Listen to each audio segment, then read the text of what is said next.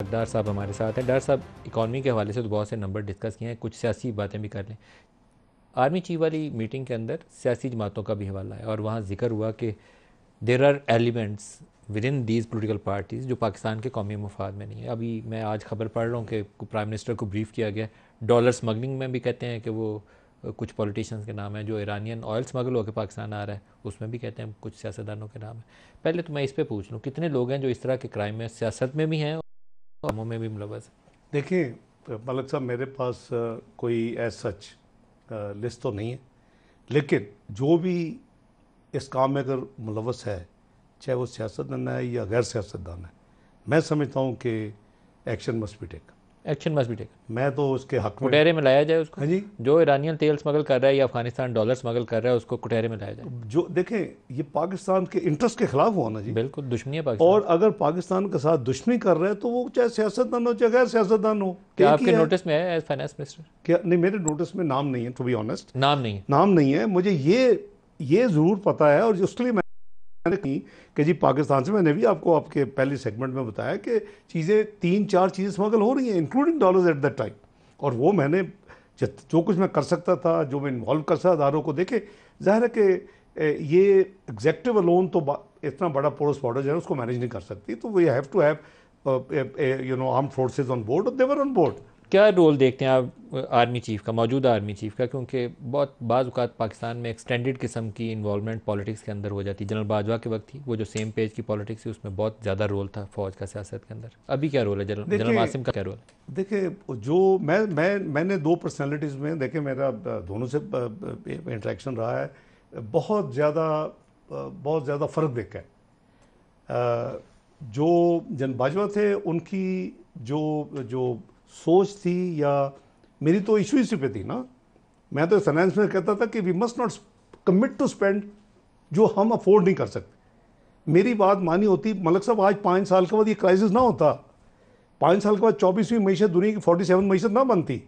उसका सारा discredit unfortunately उस वक्त के लोगों का है, जो उस वक्त की एक टीम थी, चाहे वो एक अदारे से हो या दूसरे अदारे से। आप जनरल बाजवा और जनरल फैज़ दोनों को जिम्मेदार समझते हैं?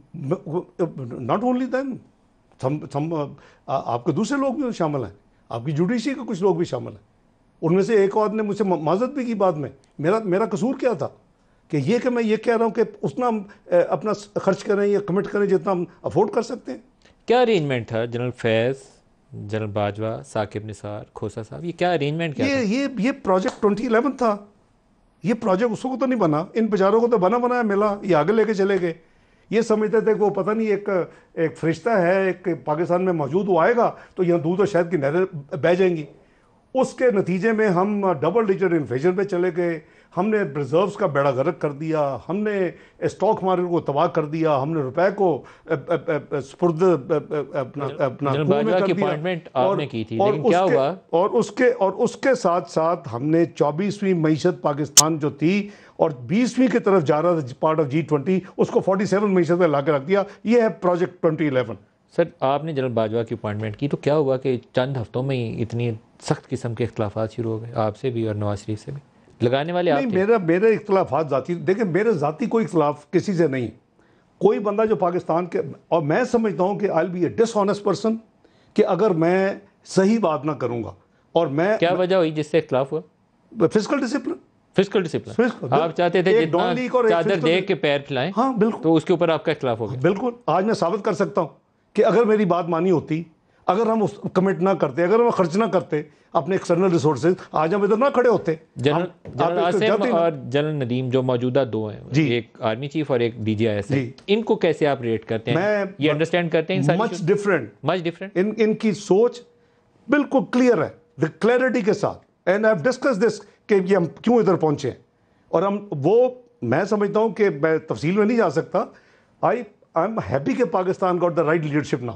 काश के राइट लीडरशिप मीन आर्मी की राइट लीडरशिप, या मैं अंडरस्टैंडिंग की बात कर रहा हूं, क्योंकि पैसे आपने देने, सिविल ने देने, खर्च उन्होंने करने। तो फिजिकल डिसिप्लिन में देखें, मैं जब मैं कहता हूं ना कि जमहूरियत सिर्फ पाकिस्तान का इलाज नहीं है, ये बड़ी और चीज़ है लोगों के लिए। मैं कहता हूं जमहूरियत के साथ फिजिकल डिसिप्लिन। पाकिस्तान जैसे ममालिक में आप 100% जमहूरियत ले आए, फिजिकल डिसिप्लिन छोड़ दें, तो वही हालत होगी जो अब हमारी हालत हो गई। क्या एक्सपेक्ट किया आर्मी चीफ से, क्योंकि अब आप हुकूमत में नहीं है, पीडीएम चली गई, मैं समझता हूँ कि ड्राइविंग सीट पे इस वक्त आर्मी चीफ है, वो उन्होंने फैसले लेने। देखें जी, मैं समझता हूँ कि उनकी नेशनल बहुत बड़ी कंट्रीब्यूशन है। जैसे ये SIFC में उन्होंने एक इनिशिएटिव लिया है, उन्होंने एग्रीकल्चर के लिए उन्होंने इनिशिएटिव लिया है, उन्होंने आपने देखा रिकॉर्डिक में और माइंस में लिया है। तो ये दैट्स व्हाट यू नीड। देखें, ये जो एक कंपार्टमेंटलाइजेशन हो जाती है ना कि जी टच मी नॉट, और तो आप उधर है, ये नहीं चलेगा। आपके ख्याल में 6 महीने में इलेक्शन है, तो 6 महीने में फौज संभाल लेगी इन चीज़ों को? जो इस वक्त हुकूमत है उसका काम है चलाना। देखिए, जो मेजर इस वक्त बर्डन है ना, वो आर्मी चीफ के ऊपर है, क्योंकि उन्होंने ओनरशिप ली हुई है इन चीज़ों की, और उन्होंने इस पूरे प्रोसेस को ड्राइव करना है। इन्वेस्टमेंट भी उन्होंने, इन्वेस्टमेंट केयर टेकर को नहीं मिलनी। यू नो इट के सऊदी अरब से, UAE से, वो GHQ से डील करेंगे, ना वो किसी और से करते हैं ना आप करेंगे। देखिए, आप क्रेडिट दें, आप उनका 15 महीने की अपनी लाइब्रेरी से सारी मीटिंग्स उठाएं। ही ऑलवेज क्लैरिटी के साथ उन्होंने कहा कि इस द फेडरल गवर्नमेंट जो लीड करेगी। आपके माइंस पे भी इसी शहर में, इस्लामाबाद में कॉन्फ्रेंसेस हुई, कन्वेंशन हुए, अनप्रेसिडेंटेड। एग्रीकल्चर पे भी हुए, IT पे भी हुए। डिड ही एवर क्लेम कि ये क्रेडिट मुझे मिलना है? वो देखे, he believes in the system and that's what is required कि हर बंदा। क्या आपके ख्याल में वो संभाल जाएंगे 6 महीने में, चीज़ों को स्टेबलाइज कर लें? क्योंकि मैं अभी भी कह रहा हूँ कि ये क्रेडिट डिसक्रेडिट सारा उनके जाएगा, क्योंकि वो कर रहे हैं ये काम दूसरा कोई नहीं कर रहा। राइट नाउ उसकी ओनरशिप। लेकिन ये देखिए, ये जो भी रेगुलर गवर्नमेंट हो या केयर टेकर हो, they have a responsibility to share and contribute. उनको भी अपना हिस्सा डालना पड़ेगा। इसमें कोई शक नहीं है कि उन्होंने बहुत मेहनत की इस SIFC के लिए, या नीचे उसके जो प्रोजेक्ट्स आने वाले हैं जिसकी आप बात कर रहे हैं, अभी उन्होंने खुल के उसका जिक्र किया है। ये प्रोजेक्ट्स डूएबल है, ये नहीं है कि ये डूएबल नहीं है। अगर MBS का विजिट हो जाए या उधर से MBZ का हो जाए तो एक अच्छा स्टार्ट मिल जाएगा। आई होप कि वो मटीरियलाइज हो जाए और चीज़ें आगे चल पड़े अगले चंद एक हफ्ते। हमें एंगेज करना चाहिए उनको, क्योंकि देखें, फूड सिक्योरिटी के लिए आइडियल है। आपके मिलियंस ऑफ हेक्टर जो है वो जो कल्टीवेटेबल नहीं है इस वक्त, वो कास्ट में आ सकते हैं। सर, और एक वही क्रिटिकल क्वेश्चन है, वो आपने PDM में अपनी सियासी जमातों को साथ बिठा के फैसला किया था सेंसस को नोटिफाई करने का, उसके बाद डिलिमिटेशन इलेक्शन कमीशन की जिम्मेदारी बन जाती है। अब बिलावल का बयान देखें, बाकी जमातों या लीडर्स का बयान देखें, तो वहाँ लगता यह है कि कुछ ऐसा आपने किया है, चुपीते बाकियों को पता नहीं चलने दिया। वो सारे प्रोटेस्ट कर रहे हैं, 60 रोज़ 90 रोज़ में इलेक्शन कराओ। मेरा ख्याल है मिनट्स पढ़ लेनी चाहिए काउंसिल ऑफ कॉमन इंटरेस्ट। क्या हुआ? कुछ भी नहीं हुआ। तो बड़े खुशी के साथ उन्होंने अप्रूव किया। देखें, जो पीपल्स पार्टी ने आपकी शोर की। मेरी अर्ज, पिछला जो आपका सेंसस था 2021 में फाइनल हुआ। 2017 में जब आया तो उस पर रिजर्वेशन थी, आपको याद होगा, पीपल्स पार्टी की भी थी, MQM की भी थी, बलोचिस्तान की भी थी। फाइनल नहीं हो सका। नंबर मौजूद थे, आइन में तरमीम करना पड़ी, क्योंकि अदरवाइज सेंसस के ऊपर होना चाहिए।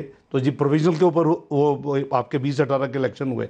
2021 में आपका वो सेंसस फाइनल हुआ। सेंसस तो हो गया, नोटिफाई भी हो गया। अब पीपल्स पार्टी की शोर नहीं, वो पुराना वो हुआ। मैं उधर आ रहा हूँ, वो 7-1 हुआ था। सही, ठीक है जी। सिंध ने उस पर अपना डिसेंट रिकॉर्ड कराया। ना सिर्फ डिसेंट रिकॉर्ड कराया, बल्कि जॉइंट सेशन कॉल किया, जो आइन कहता है कि अगर किसी को भी 8 में से जो मेंबर्स हैं, 4 फेडरल मिनिस्टर्स और 4 सर वो तो हो गया, यहाँ तक आ गए, रिजल्ट्स नोटिफाई हो गए। अब क्यों शोर करी? अब सेंसस में I happen to be one of the special invitees. Special invitees हमेशा होते हैं, मैं उसका रेगुलर मेंबर नहीं था। 8 के 8 मेंबर्स ने उसको कंसेंसस के साथ अप्रूव किया। उसमें 4 सूबे भी शामिल थे, उसमें सिंध भी शामिल था। अब पीपल्स पार्टी की शोर करी। ये आप उनके किसी लीडर को बुला के सवाल पूछे। लेकिन सेंसस के बाद आपके ख्याल में इलेक्शन कब होंगे? डीलिमिटेशन, मेरे नज़दीक मिडल ऑफ दिसंबर तक का डीलिमिटेशन का शेड्यूल जारी हो चुका है। हमारी गवर्नमेंट के आखिरी दिनों में हो गया था, 14 दिसंबर है, आखिरी दिन। कुछ 15 दिन उन्होंने कम किया इलेक्शन कमीशन वालों ने। अच्छा, वही अब उस वक्त 14